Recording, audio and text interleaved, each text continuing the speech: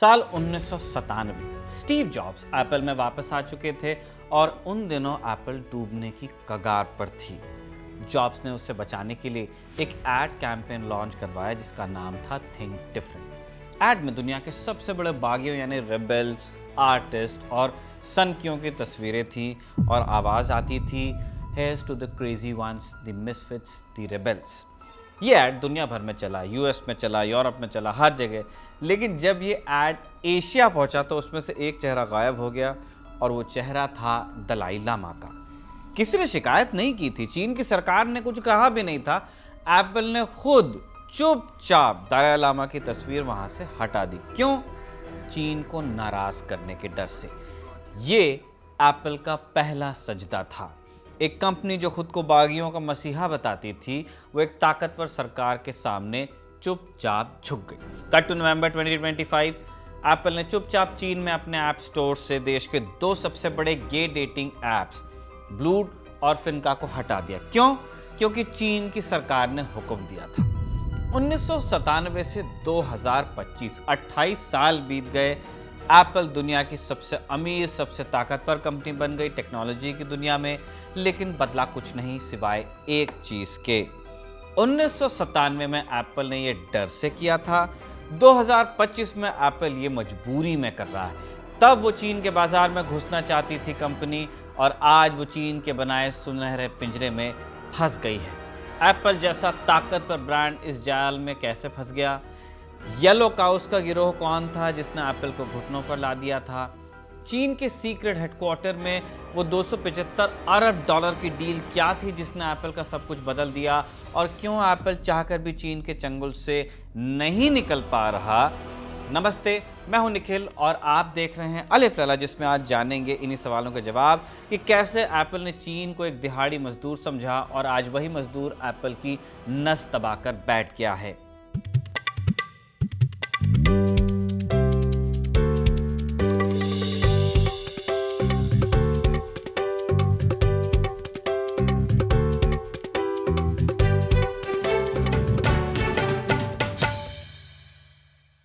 शुरुआत करते हैं साल 2013 से। शी जिनपिंग की ताजपोशी हुई। चीन इस समय एप्पल का सबसे बड़ा सप्लायर मैन्युफैक्चरर होने के साथ साथ सबसे बड़ा मार्केट भी था। लेकिन उसी साल चीन में कुछ ऐसा हुआ कि एप्पल के कान खड़े हो गए। 15 मार्च 2013 चीन का सरकारी टीवी अपना एक शो चला रहा था जिसका नाम था कंज्यूमर डे।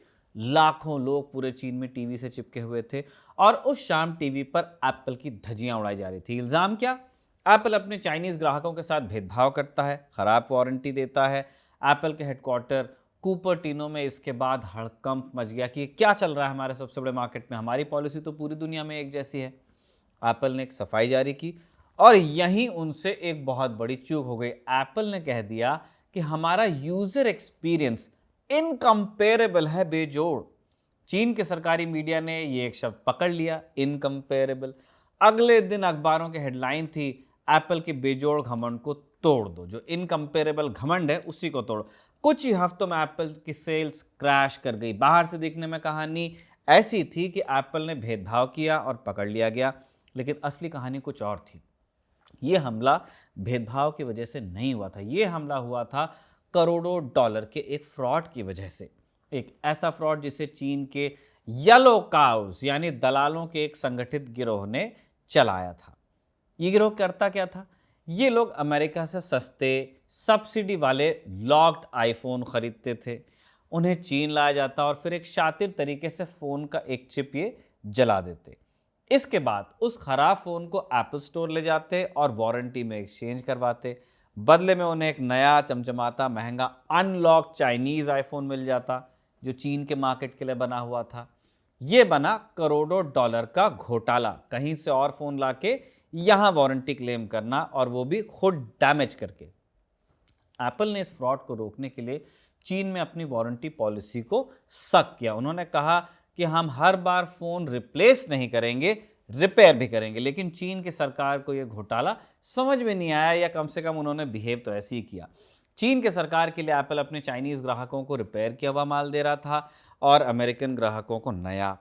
सरकार ने एप्पल पर फिर नकेल कसने की ठानी। दुनिया की सबसे ताकतवर कंपनी के सीईओ टिम कुक घुटनों पर आए, उन्हें चीन से सार्वजनिक माफी भी मांगनी पड़ी। 2013 की यह घटना सिर्फ एक ट्रेलर थी जो दिखाती थी कि एप्पल चीन की सरकार के सामने झुकने को मजबूर था, लेकिन ये मजबूरी एक दिन में नहीं पैदा हुई थी। इसकी जड़ें बहुत पुरानी थी। ये जड़ें उस दिन पड़ी थी जब एप्पल दिवालिया होने की कगार पर था। ये साल था 1996। एप्पल एक डेथ स्पाइरल में था, जैसे प्लेन गिरता है ना, मौत का भंवर। कंपनी का कैश खत्म हो रहा था। स्टीव जॉब्स कंपनी से बाहर थे। एप्पल को जिंदा रहने के लिए अपनी फैक्ट्रीज को बेचना पड़ रहा था। 1997 में स्टीव जॉब्स वापस आते हैं, लेकिन उनके साथ एप्पल से एक और शख्स जुड़ता है, एक ऐसा शख्स जो एप्पल का भविष्य लिखने वाला था, जिसका नाम था टिम कुक। टिम कुक कोई प्रोडक्ट विजनरी नहीं थे स्टीव जॉब्स की तरह, वो ऑपरेशंस के आदमी थे। उनका एक ही मंत्र था, इन्वेंट्री यानी गोदाम में पड़ा माल फंडामेंटली ईविल है, बुराई है जिसे खत्म करना जरूरी है। कुक का प्लान था कि हम खुद कुछ नहीं बनाएंगे, हम सब कुछ करेंगे आउटसोर्स। हम दुनिया की सबसे बेहतरीन, सबसे तेज सप्लाई चेन बनाएंगे, और इस काम के लिए उन्हें एक ही जगह समझ में आई, चीन। लेकिन चीन पहुंचने से पहले एप्पल को एक और ठोकर लगनी बाकी थी। एप्पल का नया प्रोडक्ट तब आया था, iMac। स्टीव जॉब्स ने इसे बनाने का जिम्मा कोरिया की एक कंपनी को दिया, LG। एप्पल ने LG से कहा कि आप सिर्फ कोरिया में नहीं बल्कि यूके और मेक्सिको में भी प्लांट्स खोलो। ये प्लान फेल हुआ। मेक्सिको में कल्चरल क्लैश इतना रहा कि काम हो ही नहीं पाया। यूके वाली फैक्ट्री में तो iMacs में आग लगने लगी, टोस्टर लाइन कहा जाने लगा। एप्पल बुरी तरह फंस गया। उसे एक ऐसे पार्टनर की जरूरत थी जो डिलीवर कर सके चाहे जैसे हो। और तब यहां एंट्री होती है एक ऐसे शख्स की जो ये काम करने के लिए ही पैदा हुआ था। इसका नाम था टेरी गो। फॉक्सकॉन नाम की एक ताइवानी कंपनी के मालिक। टेरी गो का एक ही मकसद था, जीतना, जीतना और जीतना, और इसके लिए वो कुछ भी करने को तैयार थे। जब अमेरिकी कंपनियों के एग्जीक्यूटिव टेरी गो से मिलने आते तो वो उन्हें किसी आलीशान हेडक्वार्टर नहीं ले जाते थे, वो उन्हें अपने पुराने टीन की छत वाले ऑफिस में ले जाते थे। अब ये एक सोची समझी चाल थी कि जब बारिश होती तो टीन की छत पर इतना शोर होता, बात करना मुश्किल हो जाता, और क्लाइंट्स को टेरिगो ये दिखा देते थे कि देखो मैं प्रॉफिट का एक पैसा भी अपने इस ऑफिस पे नहीं खर्च करता, फैक्ट्री और मशीन्स में ही इन्वेस्ट करता हूं, अय्याशी नहीं करता। अब यही आदमी वो पार्टनर था जिसकी एप्पल को तलाश थी। टेरिगो को एप्पल ने कॉन्ट्रैक्ट दिया। हालांकि ये कॉन्ट्रैक्ट मिला कैसे, इसके पीछे भी एक दिलचस्प कहानी है। 2003 में फॉक्सकॉन ने एप्पल के इंजीनियर्स को अपनी फैक्ट्री में बुलाया और वहां उन्होंने एप्पल को एक रेप्लिका आईपॉड दिखाया। ये एक ऐसा आईपॉड था जिसे फॉक्सकॉन ने खुद बिना एप्पल की मदद के बनाया था, रिवर्स इंजीनियर करके। खोल के देखा कैसे बना हुआ है, वैसा का वैसा हूबहू बना दिया।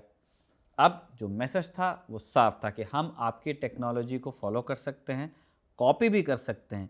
सोचिए अगर हम आपके साथ काम करें तो हम क्या करेंगे आपके लिए। एप्पल को ये बात समझ में आ गई। 2007 में इस पार्टनरशिप पर पक्की मोहर लगी, और यही वो पल था जिसने एप्पल को हमेशा हमेशा के लिए चीन से बांध दिया। कॉन्ट्रैक्ट हो रहा है ताइवानी कंपनी के साथ, बंद रहे चीन के साथ। पहले आईफोन पर आते हैं। लॉन्च से सिर्फ 6 हफ्ते पहले यानी 1.5 महीने पहले स्टीव जॉब्स प्रोटोटाइप देखते हैं, और प्रोटोटाइप का जो प्लास्टिक स्क्रीन होता है उस पर उन्हें नजर आ जाती हैं खरोचें। यूज करते हो, नाखून लगता है, खरोच पड़ती है। जॉब्स नाराज, हुक्म देते हैं कि मुझे इस पर ग्लास चाहिए, कांच, जिस पर खरोच ना पड़े। एप्पल के इंजीनियर्स क्या करते हैं, हाथ खड़े कि भाई 1.5 महीने में कहां से लग जाएगा, और अगर हम लगा देंगे तो आप इस नंबर में बनाओगे कैसे। एप्पल कॉर्निंग नाम की एक अमेरिकन कंपनी से बात करती है। फिर उनके पास एक मजबूत कांच भी था जिसे गोरिल्ला ग्लास कहा गया बाद में, लेकिन कॉर्निंग ने कहा कि हम इतनी जल्दी लाखों पीसेस बना के आपको नहीं दे पाएंगे। तब टेरिगो ने कहा कि यह काम हम करेंगे। फॉक्सकॉन ने रातों रात चीन में फैक्ट्री बनाई, हजारों मजदूर लगाए, और 6 हफ्ते के अंदर, 1.5 महीने के अंदर लाखों कांच की स्क्रीन्स बनाकर एप्पल को डिलीवर की। और इसे कहा गया चाइना स्पीड। पहला आईफोन सिर्फ और सिर्फ चीन की वजह से लॉन्च हो पाया, और इसी के साथ एप्पल को चीन की लत भी लगी और चाइना स्पीड की भी। अब लगते लगते लत इतनी बड़ी हो गई कि चीन में आईफोन सिटी नाम से एक पूरा का पूरा शहर बस गया। ज़ेंगजू एक ऐसी फैक्ट्री थी जहां 3.5 लाख लोग एक साथ काम करते थे। क्या करते थे, एप्पल की डिमांड्स को पूरा करना। जो प्रोडक्ट बनाना है, सप्लाई के लिए जो चीज़ें चाहिए, जो स्क्रूज चाहिए, जो प्लास्टिक चाहिए, जो कांच चाहिए, सब बनता था। अब इन फैक्ट्रीज में, जो ये फैक्ट्रीज का एक कॉम्प्लेक्स ही बन गया था, वहां मजदूरों के शोषण की अनगिनत कहानी आपको मिल जाएंगी। फैक्ट्रीज के बाहर अगर हाइट होती थी तो जाल लगाए जाते थे ताकि बिल्डिंग से कूदकर कोई जान ना दे दे। फाइनेंशियल टाइम्स के लिए एप्पल पर सालों रिपोर्टिंग कर चुके पत्रकार पैट्रिक मैकगी अपनी किताब एप्पल इन चाइना में बताते हैं कि चीन में फैक्ट्रीज लगाने का एप्पल का मेन मकसद था पैसा बचाना, सस्ते में आईफोन्स तैयार करना, और इस लालच में एप्पल्स ने अपने सप्लायर्स को इतना निचोड़ा कि अक्सर बहुत कम मार्जिन पर वो काम करते थे और चीनी सप्लायर्स को बहुत कम पैसा मिलता था तो वो मजदूरों को भी कम देते थे। ऐसे में इन सप्लायर्स ने एक नया खेल खेलना शुरू किया। उन्होंने एप्पल से जो कुछ भी सीखा वो सारी हाई एंड टेक्नोलॉजी चुपके से चीन की दूसरी कंपनियों को बेचना शुरू किया। भाई कहीं से तो पैसा अपना जुगाड़ नहीं है। कौन सी कंपनीज थी ये, आप गेस कर सकते हैं, हुआवी, शाओमी, ओप्पो वगैरह। चीन ने इसके साथ एक और काम किया। चीन में अब तक जो भी एप्पल का सामान बन रहा था वो फॉक्सकॉन की फैक्ट्रीज में बन रहा था, लेकिन फॉक्सकॉन जैसे हमने पहले भी बताया एक ताइवानीज कंपनी थी। ऐसे में एप्पल चाइना में जो इंजीनियर ट्रेन कर रहा था वो ताइवान के कंपनी के थे। तो चीन ने सोचा कि एप्पल को ट्रेनिंग तो देनी है लेकिन असली फायदा हो रहा है ताइवान की कंपनी को, इसके बजाय हम अपनी कंपनीज को ये फायदा देना। और यहां से चीन ने शुरू किया स्पेशलाइजेशन का ट्रांसफर, यानी एप्पल की हाई एंड टेक्नोलॉजी में चाइनीज इंजीनियर्स को ट्रेन करना, और इसे कहा गया रेड सप्लाई चेन। ये सप्लाई चेन कैसे काम करती थी और ये चेन तैयार करने के लिए चीन किस हद तक गया, आप एक एग्जाम्पल से समझ सकते हैं। चीन में एक बिजनेस वुमन हुई ग्रेस वांग। अब इस ग्रेस वांग की कहानी इतनी बढ़िया है कि आप चाहें इस पे फिल्म बना सकते हैं। 1988 में फॉक्सकॉन की एक फैक्ट्री में ये मामूली मजदूर थी, लेकिन सन 2000 आते आते खुद अपनी कंपनी खड़ी कर चुकी थी जिसका नाम था लक्सशेयर। ग्रेस वांग बिजनेस के मामले में बड़ी शातिर थी। जब एप्पल ने अपने नए प्रोडक्ट एयरपॉड्स बनाने का कॉन्ट्रैक्ट निकाला तो ग्रेस ने एक ऐसा दांव चला जो कोई सोच भी नहीं सकता था। उन्होंने एप्पल को ऑफर दिया कि हम आपके लिए एयरपॉड्स बनाएंगे बिल्कुल एट कॉस्ट, यानी जीरो प्रॉफिट पर, एक पाई आपसे मुनाफा हम नहीं लेंगे। ये सुनकर एप्पल के एग्जीक्यूटिव्स चौंक गए कि यार ऐसा करेगा कौन। ग्रेस ने कहा कि लेकिन मेरी बस एक शर्त है, टिम कुक को मेरी फैक्ट्री में आना होगा और मेरे साथ खिंचानी होगी एक तस्वीर। अब एक जीनियस मूव था ये। टिम कुक जो चीन से अपने रिश्ते सुधारना ही चाहते थे मान गए। वो ग्रेस वांग की फैक्ट्री गए, मुस्कुराते हुए उन्होंने फोटो शूट करवाया। अब एप्पल के लिए ये एक मामूली पीआर विजिट थी, लेकिन ग्रेस वांग के लिए मास्टर स्ट्रोक था। उन्होंने वो तस्वीरें ली और सीधे चीन की सरकार और सरकारी बैंक्स को दिखाई। मैसेज क्या था कि देखो एप्पल का सीईओ टिम कुक मेरे साथ खड़ा है और एप्पल की मैं खास हूं। क्या नतीजा हुआ, ग्रेस वांग की कंपनी लक्सशेयर पर सरकार ने अरबों डॉलर की सब्सिडी और सस्ते लोन्स की फिर बरसात कर दी। एक तस्वीर के बदले ग्रेस वांग ने अपनी कंपनी को चीन का नेशनल चैंपियन बनाया। ये रेड सप्लाई चेन का एक उदाहरण था, लेकिन यही रास्ता चीन की बाकी कंपनियों ने भी फिर अपनाया। उन्होंने एक एक कर एप्पल के पुराने ताइवानीज पार्टनर्स को खाना शुरू कर दिया। रेड सप्लाई चेन का काम सीधे और उल्टे दोनों हाथ से चला। एक तरफ कंपनियां थीं और दूसरी तरफ सरकार, एक ही हाथ की दो उंगलियां। 2007 में जब एप्पल ने चीन में अपना पहला रिटेल स्टोर खोलने का फैसला किया तो वो एक अजीब कानूनी पचड़े में फंस गए। चीन का कानून कहता था कि स्टोर खोलने के लिए लाइसेंस चाहिए और लाइसेंस लेने के लिए पहले से एक स्टोर होना चाहिए। अब ये एक क्लासिक कैश 22 है, आप करोगे कैसे ये। एप्पल के पहले चाइना हेड जो थे जॉन फोर्ड समझ गए कि सीधे रास्ते ये काम हो ही नहीं पाएगा, तो उन्होंने क्या किया, जुगाड़। उन्होंने बीजिंग में एक पुरानी सिलाई मशीन की रिपेयर शॉप को खोजा। इस दुकान के पास इलेक्ट्रॉनिक सामान बेचने का एक पुराना लाइसेंस पड़ा हुआ था। एप्पल ने बिना अपना नाम बताए चुपचाप उस दुकान के मालिक को $3 लाख दिए और उसका लाइसेंस ही खरीद लिया। और ऐसे ही धीरे धीरे और स्टोर्स की फिर शुरुआत हुई। लेकिन जैसे ही एप्पल के स्टोर खुले उन्हें घेर लिया किसने, येलो काउस ने। वो गिरोह दलालों का जिसकी चर्चा हम कर चुके हैं। दलाल हजारों की तादाद में आते, सारे आईफोन्स को खरीद लेते और फिर उन्हें ब्लैक मार्केट में ऊंची कीमत पर बेचते।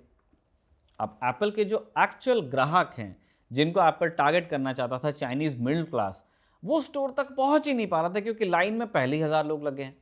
एप्पल के स्टोर मैनेजर जॉन फोर्ड ने उन्हें रोकने की बहुत कोशिश की, लेकिन वो चीन को समझा नहीं पाए। एक दिन एक दलाल 25 नकली आई कार्ड लेकर स्टोर पर आ गया और उसने कहा कि मुझे 50 आईफोन चाहिए। फोर्ड ने मना किया तो दलाल नाराज हुआ। उन्होंने सिर्फ नाराज हुआ वो एप्पल के उस स्टोर मैनेजर की शिकायत करने के लिए पुलिस को बुला लाया। अब पुलिस ऑफिसर मौके पर पहुंचा और सोचिए कि क्या हुआ होगा। उसने दलाल की बात सुनी, फिर एप्पल के मैनेजर की बात सुनी और फिर अपना सुनाया इंसाफ। उसने दलाल की तरफ देखकर कहा कि तुम्हें 50 नहीं मिलेंगे और फोर्ड की तरफ देखकर कहा कि तुम इसे 15 आईफोन दे दो। जॉन फोर्ड हैरान, उसने कहा कि भाई 25 नकली आईडी लेकर ये आदमी चल रहा है। पुलिस वाले ने फोर्ड को फिर घूर कर देखा और कहा कि मुझे कैसे पता कि नकली है, हो सकता है एक ही आदमी के 25 नाम हो, तुम इसे 15 फ़ोन बेचो और लाइन को आगे बढ़ने दो। उस दिन एप्पल को, जॉन फोर्ड को समझ में आ गया कि अब कैलिफोर्निया में हम नहीं हैं, यहाँ के नियम अलग हैं, यहाँ के खिलाड़ी अलग हैं, यहाँ का इंसाफ सब कुछ अलग है।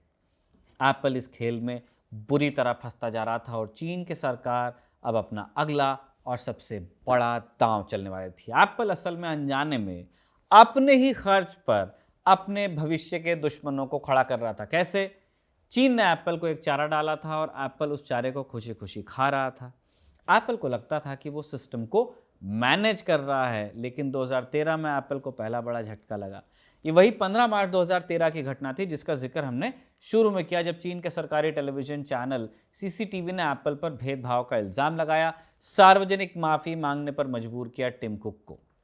यह हमला उस येलो काउ फ्रॉड की वजह से हुआ था जिसे एप्पल रोकने की कोशिश करता रहा, लेकिन नतीजा ये निकला कि एप्पल की इज्जत ही मिट्टी में मिल गई। कुपर्टिनो में टिम कुक को यह समझ में आ गया कि ये लड़ाई अब सिर्फ सप्लाई चेन और इंजीनियरिंग की नहीं है, ये लड़ाई पॉलिटिकल है, पॉलिटिक्स से ही लड़ी जाएगी। और इस लड़ाई को लड़ने के लिए उन्हें इंजीनियर्स की नहीं बल्कि जासूसों और पॉलिटिशियंस की ज़रूरत थी। और यहीं से एप्पल का असली पॉलिटिकल खेल शुरू हुआ। एप्पल ने चुपचाप एक सीक्रेट टीम बनाई। इस टीम का काम आईफोन बनाना नहीं था बल्कि चीन की सरकार से रिश्ते बनाना था, पीआर। इस टीम में एप्पल का सबसे बड़ा हथियार था एक अमेरिकी प्रोफेसर जिसका नाम था डग गुथरी। गुथरी फर्राटेदार मैंड्रिन बोलता था, जो चीन की आधिकारिक भाषा है, और चीन की कम्युनिस्ट पार्टी के तौर तरीकों को अच्छी तरह से वो समझता भी था। उसे द चाइना विस्परर कहा गया एप्पल में। गुथरी ने टिम कुक को एप्पल की सबसे बड़ी गलती समझाई। क्या कहा? आपकी गलती आपकी चुप्पी है। चीन को लगता है कि आप यहाँ सिर्फ मुनाफा कमाने आए हुए हैं सस्ते मजदूरों के लिए। आप उनको ये क्यों नहीं बताते कि आप चीन के लिए क्या क्या कर रहे हैं?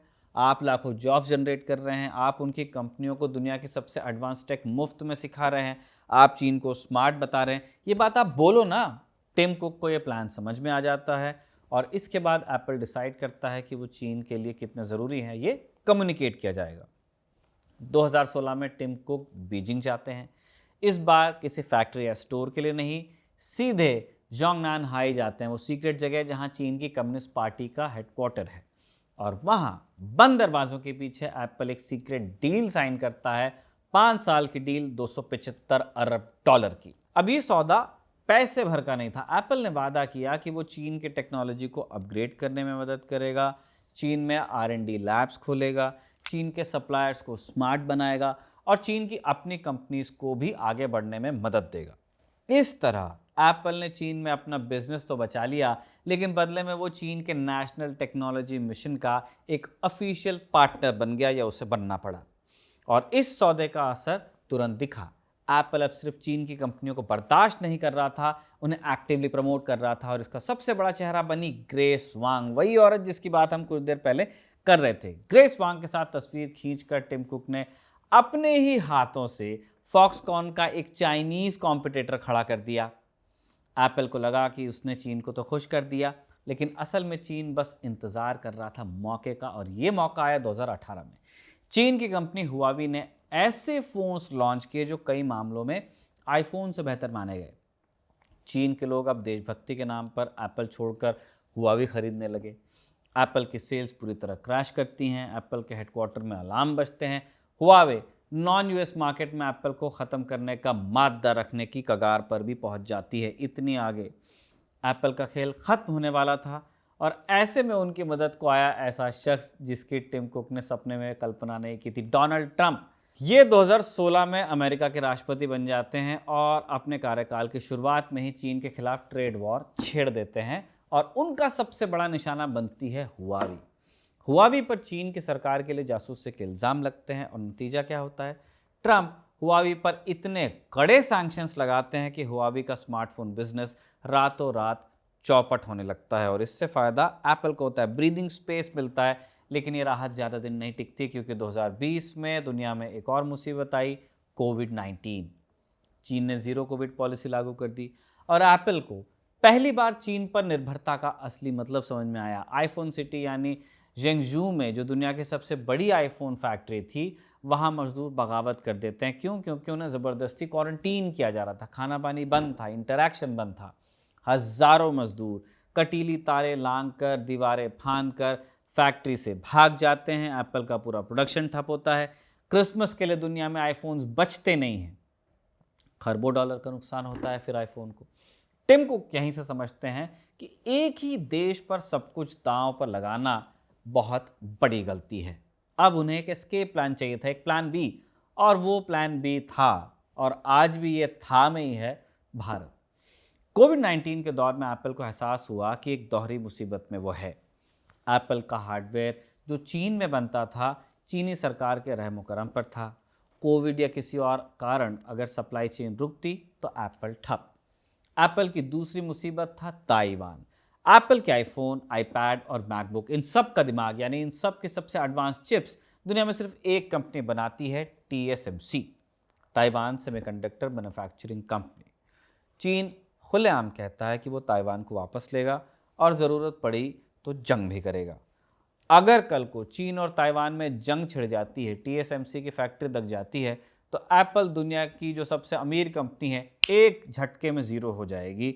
और सिर्फ जंग का खतरा नहीं है, ताइवान दुनिया के सबसे खतरनाक भूकंप जोन में भी है। एक बड़ा भूकंप और TSMC की चिप फैक्ट्रीज मलबे में बदल सकती हैं और एप्पल का पूरा बिजनेस कई सालों के लिए ठप हो सकता है अगर वो जुगाड़ नहीं करते हैं तो। इस दोहरे खतरे ने टिम कुक को वो करने पर मजबूर कर दिया जो वो सालों से टाल रहे थे, यानी प्लान बी, हिंदुस्तान। एप्पल सालों से इस कोशिश में लगा है कि चीन पर डिपेंडेंसी कम हो। इस कोशिश में एप्पल ने अपने सप्लायर्स फॉक्सकॉन, पेगाट्रॉन, विस्ट्रॉन, इन सब से कहा है कि वो इंडिया में या इस तरह के देशों में फैक्ट्रीज खोलें। एप्पल भारत को नया चीन बनाना चाहता है, लेकिन क्या ये इतना आसान है? क्या भारत चीन की जगह ले सकता है? पैट्रिक मैकगी की किताब और हाल की रिपोर्ट्स के मुताबिक ये लगभग, और बड़े अफसोस के साथ हमें कह रहे हैं, नामुमकिन है। कम से कम अगले 10 साल तक नहीं हो पाएगा। क्यों? एप्पल को भारत में चाइना स्पीड नहीं मिल रही है। फाइनेंशियल टाइम्स की एक रिपोर्ट के मुताबिक भारत में टाटा ग्रुप की एक फैक्ट्री जो आईफोन की केसिंग बनाती है, वहाँ बनने वाले 50% से ज़्यादा कंपोनेंट इतने ख़राब होते हैं कि उन्हें एप्पल को नहीं भेजा जा सकता। वो क्वालिटी नहीं है जिसकी एप्पल आदी है। भारत के पास न तो चीन जैसा वर्ल्ड क्लास इंफ्रास्ट्रक्चर है और न ही ऐसे स्किल्ड लेबर जो एक इशारे पर गांव छोड़कर फैक्ट्री में रहने आ जाएं और बढ़िया काम कर दें। सबसे बड़ा ट्विस्ट, एप्पल का मेड इन इंडिया आईफोन जो आप देख रहे हैं, असल में वो भी डिपेंडेंट ऑन चाइना है। आज भी भारत में बनने वाले आईफोन के जो ज़्यादातर हाईटेक कंपोनेंट्स हैं, चाइना में बनकर आते हैं, वहाँ से हिंदुस्तान, और यहाँ उन्हें असेंबल किया जाता है पेच कसकर। तो लेबलिंग की तरह ही है, निर्भरता ख़त्म आपकी नहीं हो रही है। एप्पल की मुसीबत यहीं ख़त्म नहीं होती है। एप्पल का प्लान बी, यानी कि भारत भी चीन के ही रहमो करम पर है। एप्पल को भारत में प्रोडक्शन करने के लिए अपने चाइनीज़ सप्लायर्स की ज़रूरत है, जैसे कि लक्ष्य, ग्रेस वांग की कंपनी। फिर गलवान क्लैश हुए हैं, उसके बाद भारत और चीन के रिश्ते पटरी से फिसले हुए हैं, पटरी पर आ रहे हैं, पूरी तरह से तो नहीं आए अभी भी। भारत सरकार अब चीन की कंपनियों को ईजिली वो क्लियरेंस नहीं देती जो गलवान से पहले देती थी। भारत सरकार ने 2021 से 2023 के बीच 58 चीनी कंपनियों के FDI एप्लीकेशंस रिजेक्ट किए हैं। चीन की कंपनियों पर क्रैकडाउन भी हुआ है, कई पर टैक्स चोरी के इल्ज़ाम भी लगे हैं। नतीजा, एप्पल के जो चाइनीज़ सप्लायर्स हैं वो इंडिया में इन्वेस्ट करने से डर रहे हैं। एप्पल के सप्लायर्स भारत के बजाय वियतनाम जा रहे हैं, जहां उन्हें ज़्यादा आसानी से लाइसेंस भी मिल रहे हैं और उन्हें किसी बदले की कार्रवाई का डर भी नहीं है। एप्पल का प्लान भी, यानी कि हिंदुस्तान, चीन के साथ खराब रिश्तों की वजह से पनप नहीं पा रहा है, फेल होता जा रहा है। नीति आयोग ने हाल ही में भारत सरकार को चीनी निवेश के नियमों में नियंत्रित ढील देने का सुझाव भी दिया है। हालांकि ये सब अभी दूर की कौड़ी लगता है। एप्पल चाहता है कि भारत चीन का रिप्लेसमेंट बने ताकि एप्पल के सप्लायर्स भारत आ सकें, यानी एप्पल चीन से भागने की कोशिश कर रहा है और इस रेस में वो भारत को इस बात के लिए मना रहा है कि वो चीन की कंपनियों को अपने देश में आने दे। चीन एप्पल के लिए वो सुनहरा पिंजरा है जिससे वो भागने की कोशिश कर रहा है, लेकिन भाग नहीं रहा, क्योंकि वो भाग नहीं सकता, इसलिए उसे वो सब कुछ करना पड़ रहा है जो चीन की सरकार उससे कराना चाहती है। ताज़ा सबूत हाल में मिला।